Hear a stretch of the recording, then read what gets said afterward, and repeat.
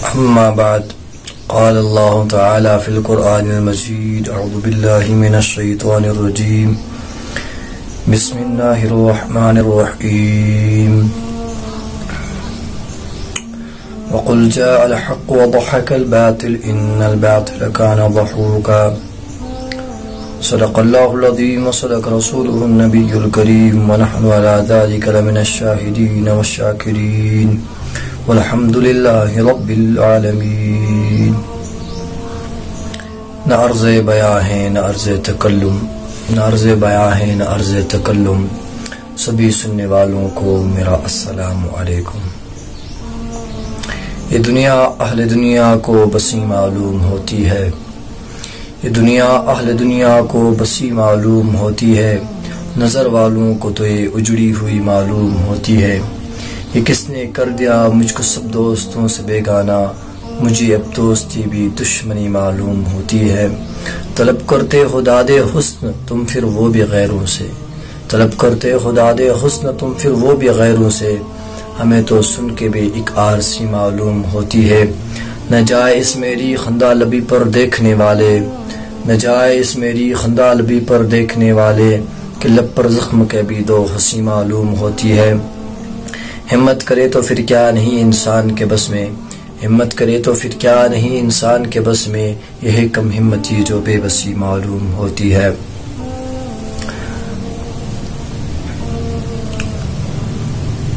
زخموں سے بدن گلزار سہی تم اپنے شکستہ تیر گنو، زخموں سے بدن گلزار سہی تم اپنے شکستہ تیر گنو، خود اہل ترکش کہہ دیں گے یہ بازی کس نے ہاری ہے۔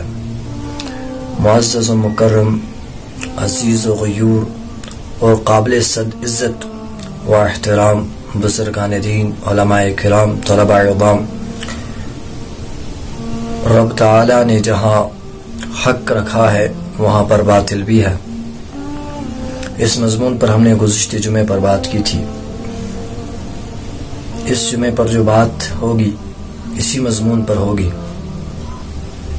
کہ حق اور باطل کی ٹکر آخر ہے کیا، حق پرست کون ہے اور باطل پرست کون ہے، باطل کے لیے کون لڑے، حق کے لیے کون لڑا۔ نبی اکرم صلی اللہ علیہ وسلم کے مقدس دور کے اندر صحابہ کا بہترین انداز تھا، ان کی بہترین جماعت تھی، ہر دم ہر لمحہ ہر لحظہ انہوں نے نبی اکرم صلی اللہ علیہ وسلم کو شانہ بشانہ ساتھ دیا۔ نبی اکرم صلی اللہ علیہ وسلم کی دنیا سے پردہ کرنے کے بعد ایک مقدس ہستی جس نے صحابہ کی سربراہی کی، صحابہ کی رہبری کی، جن کا نام ابو بکر صدیق رضی اللہ تعالی عنہ ہے، انہوں نے اسلام کے لیے بے بہا قربانیاں پیش کی۔ ان کا تعارف تو یہ کسی تعارف کے محتاج نہیں ہے، کیونکہ غیر بھی انہیں اچھے طریقے سے جانتے ہیں۔ یہ تمام صدیقوں کا امام ہے۔ انشاءاللہ موقع ملا تو آئندہ جمعہ یا پھر کبھی اس مضمون پر لب کشائی کریں گے کہ وہ بکر صدیق رضی اللہ تعالیٰ عنہ کی ذات مقدس کیا ہے، وہ کون تھے، ان کی شخصیت کیا تھی، یہ ایک الگ مضمون ہے۔ ان کی خلافت کے بعد عمر بن خطاب رضی اللہ تعالیٰ عنہ نے خلافت کا منصب مبارک سنبھالا، انہوں نے بہتر انداز سے خلافت کی۔ پھر عثمان غنی رضی اللہ تعالیٰ عنہ کی جب خلافت آئی، اس خلافت کے اندر خلافت کے دوران ہی کچھ لوگ جو فسادی تھے انہوں نے سر اٹھایا، اور یہ مضمون الگ ہے کہ کیا فساد اٹھے اور کیا ہوا، انشاءاللہ اس پر بھی ہم بات کریں گے۔ عثمان غنی رضی اللہ تعالیٰ عنہ کی شہادت کے بعد علی مرتضیٰ رضی اللہ تعالیٰ عنہ کی خلافت آئی، پھر امیر معاویہ رضی اللہ تعالیٰ عنہ کے، پھر حضرت حسن رضی اللہ تعالیٰ عنہ کی خلافت آئی، پھر امیر معاویہ رضی اللہ تعالیٰ عنہ کی خلافت آئی۔ ان خلافتوں میں کیا ہوا، حضرت علی رضی اللہ تعالیٰ عنہ کے دور کے اندر اسلام کے اندر پہلا فرقہ ایجاد کیا گیا، پہلا طبقہ ایجاد ہو گیا، پہلا گروہ ایجاد ہو گیا، جنہوں نے اپنا نام شیعان علی یعنی جماعت علی سے موسوم کیا۔ کہ ہم شیعان علی ہیں، علی کے سپاہی ہیں، علی کی جماعت ہیں، اور ایک خارجی کا طبقہ بنا. یہ دو طبقے اس دور کے اندر یہ دو فرقے بنے. پھر آگے چلتے گیا، مسلک چار تھے، شافعی، حنبلی، مالکی اور حنفی. ان دو خارجی اور رافضی یعنی شیعہ، ان دو کے علاوہ اہل السنت جو تھے وہ بھی ایک جانب سے چل رہے تھے. ایک جانب سے یہ تین تھے. اب تین طبقے ہو چکے تھے. اہل السنت والجماعت جو صحابہ کو، تابعین کو، تبع تابعین کو، اور نبی پاک صلی اللہ علیہ وسلم کو اور اس کے خلفائے الراشدین کو، خلفائے ثلاثہ کو، یعنی خلفائے اربعہ جو ان کے تھے، چاروں خلیفوں کو مانتے تھے، ان کی عزت کرتے تھے. ایک طرف سے وہ جماعت تھی. دوسری طرف سے صحابہ اور خلفائے ثلاثہ کے اوپر لعن طعن کرنے والی جماعت بھی تھی.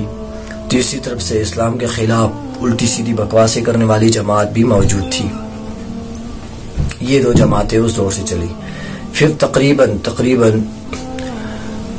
1200 صدیوں تک کوئی بھی فرقہ یا طبقہ وجود میں نہیں آیا. بالکل اتحاد سے، امن سے چلا آ رہا تھا. اس کے بعد پاک و ہند کا معاملہ پیش آیا. ہندوستان کے اندر اس دور کے اندر بھی بہت سارے ایسے لوگ اٹھے جنہوں نے نبوت کے دعوے کیے، جنہوں نے اور دعوے کیے، لیکن کوئی فرقہ وجود میں نہیں آ سکا.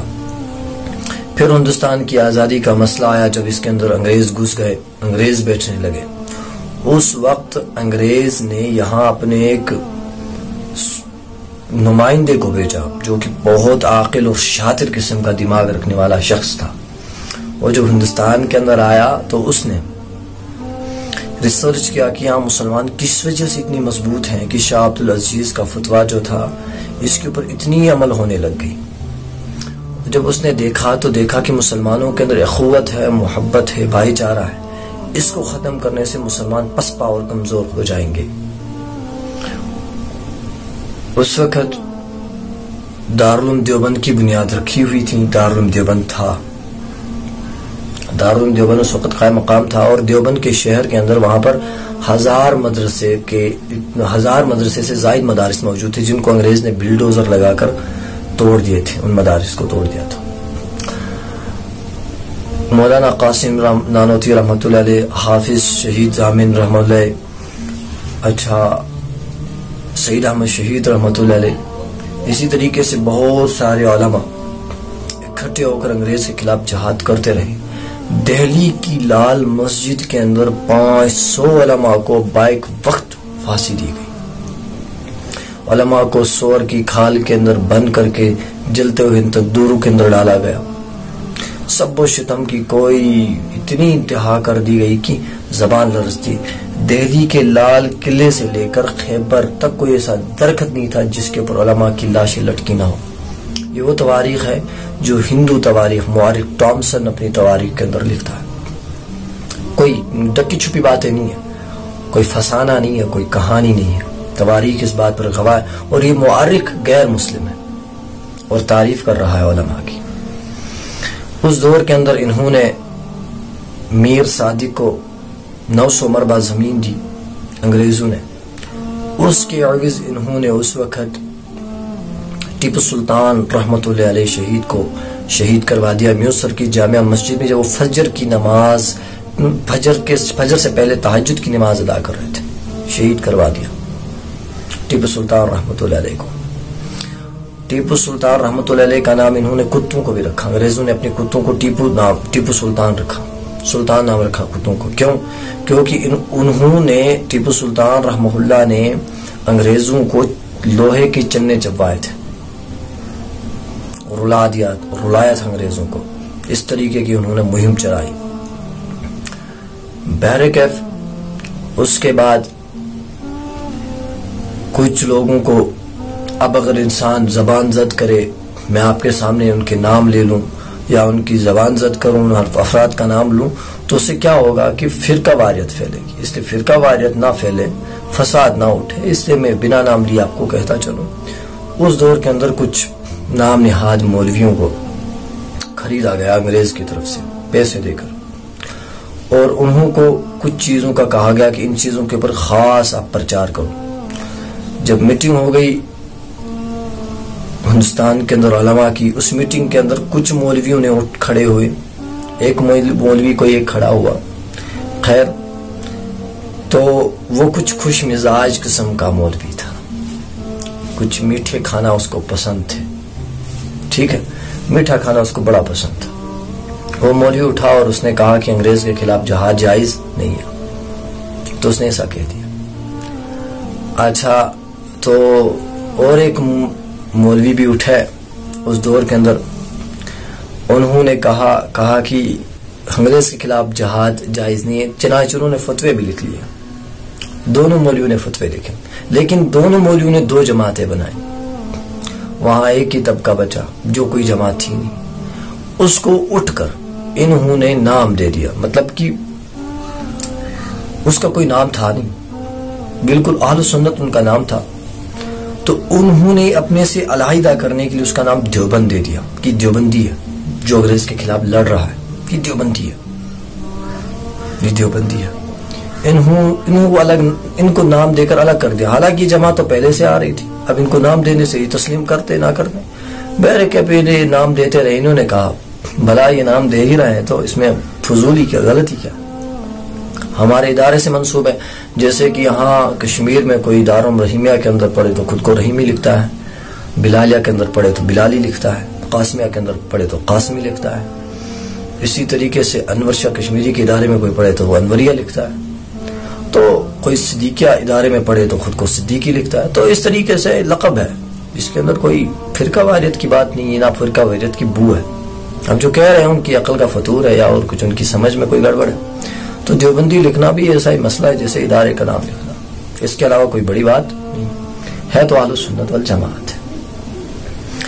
تو جناب یادی یہاں سے وہ طبقے چلے، ان دنوں ان کا کچھ خاص رواج نہیں ہوا، ہندوستان کی آزادی کے بعد ان طبقوں کے اندر اتنی محنت، اتنی سختی لائی گئی کہ مناظرے تک ہوئے دین کے اندر، جن مسائل پہ کبھی اختلاف نہیں ہوا 13-14 صدیوں کے اندر، ان کے 1300-1400 صدیوں کے اندر جن کے پر اختلاف ہوا ہی نہیں تھا، ان مسائل کو لے کر اختلاف کرنے بیٹھ گئے، اور ان اختلافات کی وجہ یہ ہوئی کہ امت مسلمہ کے لوگ بٹک گئے کہ وہ صحیح کہہ رہا ہے یا یہ صحیح کہہ رہا ہے، ان لوگوں نے آ کر ان تمام کو بھٹکا دیا۔ اب کوئی انسان کہتا بھئی وہ صحیح کہہ رہا ہے یہ صحیح کہہ رہا، ہم کس کی بات مانے؟ تو اس انسان کے لیے کہ اللہ نے فرمایا ہے، نبی پاک صلی اللہ علیہ وسلم کا ارشاد ہے اور اللہ کا حکم ہے کہ دین اسلام کا حاصل کرنا ہر مسلمان مرد اور عورت پر فرض عین ہے، اتنا کہ اسے حلال حرام کا علم، اس سے زیادہ حاصل کرنا فرض کفایہ ہے۔ اب کوئی شخص علم حاصل کرتا نہیں ہے دین کا، پھر مولویوں پہ چڑھ دوڑتا کہ فلاں غلط کہہ رہا، فلاں صحیح کہہ رہا، یہ اس کی اپنی غلطی، اپنا فطور ہے اس کے دماغ میں، اور وہ چاہتا ہے کہ میں صحیح دین سیکھوں، تو بھائی صاحب اسے سیکھ لینا چاہیے دین، اسے کس نے روکا؟ وہ پڑھے قرآن، وہ سیکھے، حلال حرام کی تمیز تو ہو، کم از کم بنیاد اسلام علی خمس، پانچ چیزوں پر دین کی بنیاد ہے، دین کی بنیاد 5 چیزوں پر ہے، ان 5 چیزوں کا تو کم از کم اسے علم ہونا چاہیے، کلمے کا، نماز کا، روزے کا، زکوٰۃ کا، حج کا، ان کا تو کم از کم علم ہونا چاہیے، اسے معلوم ہونا چاہیے اللہ کے بارے میں کیا عقیدہ رکھنا ہے، نبی کے بارے میں کیا عقیدہ رکھنا ہے، اسے یہ بھی معلوم ہونا چاہیے کہ صحابہ کے بارے میں کیا عقائد رکھنے ہیں، قرآن کے بارے میں کیا عقائد رکھنے ہیں، احادیث کے بارے میں کیا عقائد رکھنے ہیں، کم از کم اتنا علم ہونا چاہیے۔ اب ایک بندہ بالکل دنیا کے وما خلقت الجن والانس الا لیعبدون کی بات کو اگر سامنے رکھیں، اس آیت کے ماخذ کو اگر سامنے سمجھے، اور اس دوسری بات کو بھی کہ دین فرض ہے ہر ایک پہ سیکھنا، تو قصوروار علماء نہیں ہے، کسی طبقے کے مولوی قصوروار نہیں، قصوروار وہ لوگ ہیں جو دین خود سیکھتے نہیں، اور جب کوئی مسئلہ الجھ جائے تو اٹھ کے چڑھ جائے، مولویوں کی عزتوں اور پگڑیوں کے اوپر چڑھ دوڑتا ہے، جب تو انہیں خود دین سیکھنا چاہیے تھا۔ آج گلی کوچے کر کسی کو کھڑا کر دے، درود کے اوپر لڑائی کرتا نظر آئے گا، سلام کے اوپر لڑائی کرتا نظر آئے گا، دھم، تویز، زیارتیں، حلووں، چوتھ، چلیمے، ان چیزوں کے اوپر لڑائیاں کرتا نظر آئے گا، اور اسی بندے کو کہو نا تو نے داڑھی کیوں نہیں رکھی ہے، چونک جائے گا، داڑھی چہرے پہ نہیں ہے، چہرے پہ داڑھی نہیں، نبی کی سنت نہیں، اور بنے ہیں وہ بڑے علامہ۔ اور کچھ مولوانے ایسے بھی ہیں، ہمارے اپنے گاؤں کا ایک قصہ لے لیں کہ امام جو ہیں اللہ اکبر کبیرہ، فاسق امام ہے، داڑھیوں کے بغیر امام ہے، بنا داڑھی کے امام، چھوٹی سی داڑھی رکھی ہے۔ شیعہ کی فقہ جو ہے فقہ جعفریہ، اس کے اندر بھی لکھا ہوا ہے کتنی داڑھی کا ہونا واجب ہے کہ انسان کے کھال نظر نہ آتی ہو، اتنی داڑھی رکھنا شیعت کے یہاں، رافضیت کے یہاں ضروری ہے۔ تو بھائی اہل سنت کے یہاں تو اتنی ساری احادیثیں ہیں کہ داڑھی کتنی رکھنی چاہیے۔ تو مولانا جو لوگ ہیں یہ بھی اسی قسم کے مولوی کو پسند کرتے ہیں جو ان کے نفس کو بھائے اللہ کو۔ اور نماز امامت کرنے کے لیے شرط اول ہے کہ انسان کو قرآن صحیح آتا ہو، قرآن صحیح پڑھتا ہو۔ دوسری شرط ہے کہ دین کے پر دسترس رکھتا ہو۔ تیسری ہے کہ جناب علی اس کا حلیہ اسلامی ہو، اس کو دیکھ کر لگے کہ مسلمانوں کا پیشوا امام ہے، یہ نہیں کہ یہ کوئی وہ چوک چوراہے کا وہ جلاد ہے، کسی پولیس اسٹیشن کا داڑھی کٹا ہوا۔ تو امام بھی آج کل داڑھی کٹے ہوئے جلادوں جیسے ہیں۔ تو جب یہ غلط فہمیاں عام ہو گئی اس وجہ سے یہ طبقے اور فرقے وجود میں آئے، اور یہ فرقے دن بدن زور پکڑتے گئے، اور زور پکڑنے کی وجہ یہ نکلی کہ آخر میں آ کر عام الناس بھٹک گئی، اور داڑھی کٹے مولوی 2 دن اداروں کے اندر چلے گئے، چوتھے دن مفتیوں نے کا دعویٰ کیا، اس قسم کے مولویوں کے پیچھے چل پڑے، نہ ان کی وہ سیرت پہ گئے، نہ ان کی علم پر گئے، بس یوں ہی مان لیا، نہ وہ صرف سے واقف نہیں ہے، ان کو فعل افعل کی گردان معلوم نہیں، اور وہ خود کو مفتی اعظم کہہ رہے، فتوے داغ رہے۔ افسوس، صد افسوس، جبکہ ہونا یہ چاہیے تھا کہ صحیح علماء کو دین کی اشاعت کا حکم دیا جاتا۔ کسی نے ایک جانی پہچانی شخصیت اور بڑی شخصیت سے پوچھا کہ دین کب نافذ ہوگا؟ کہنے لگے کہ جب جاہل لوگ اپنی زبان کو بند رکھیں گے اور عالم لوگ اپنی زبان کو کھولیں گے۔ اسی لیے تو کہنے والے نے کہا ہے کہ دل کے ففولے چل اٹھے سینے کے داغ سے، اس گھر کو آگ لگ گئی اس گھر کے چراغ سے۔ یہ آگ کیسے لگ گئی؟ یہ نہیں مسلمانوں نے لگا لی۔ اب جب تک تمام مسلمان قرآن کی جانب کھنچے نہ آئے، احادیث کی جانب کھنچے نہ آئے، آثار صحابہ کی جانب کھنچے نہ آئے، فقہا کی جانب کھنچے ہوئے نہ آئے، ان کے اوپر عمل پیرا نہ ہو، ان کو نہ مانی، تب تلک دین کے اوپر چلنا، دین کو سیکھنا یا امت کے اندر اتحاد کرنا ناممکن سی بات۔